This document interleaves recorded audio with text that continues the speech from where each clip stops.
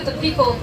And it's a crazy full circle movement because the whole thing started by the signing of the Balfour Declaration by them in 1917.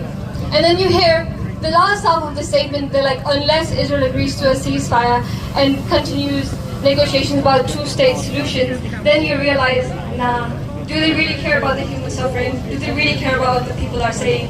It's like maybe Keir Starmer probably just saw Arthur Balfour in his dream or something. And he was like, you should probably learn from the best and create this facade that you care for the humanitarian rights for the group of people, but really you can still continue your imperial ventures in that region and keep the strings for orchestrating all the chaos in your hands always.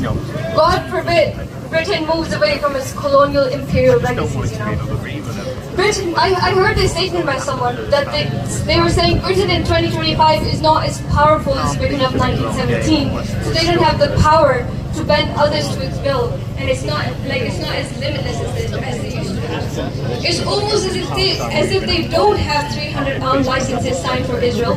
It's as if companies like BAE Systems ain't producing and sending components for jets that bring death on Gaza. It's almost as if companies like Allianz that ensure Israel's largest weapons manufacturers don't function in this country. It's almost as if factories producing weapons for the very genocide in question don't exist on this very soil.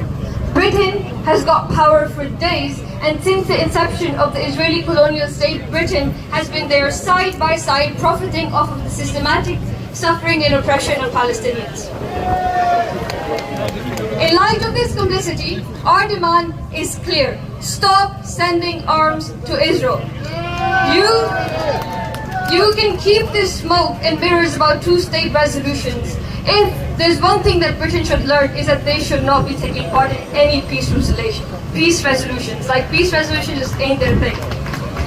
The British government must take actual, tangible steps that includes all arms sales to Israel to be seized fully, and for the aid blockade on Gaza to be lifted fully, for the essential aid to reach the people who are in absolute need of it right now.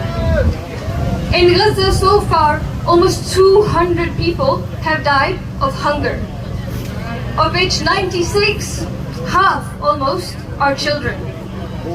And as of now, at least 200,000 children in the Gaza Strip are suffering from severe malnutrition, with many deaths caused by a lack of baby formula and basic essential aid stopped by Israel's blockade, in place since March. Every time you think that we have seen the worst crimes orchestrated by Israel, it gets worse. To die of starvation is such a slow and gruesome death, and this chain has now started in Gaza. 200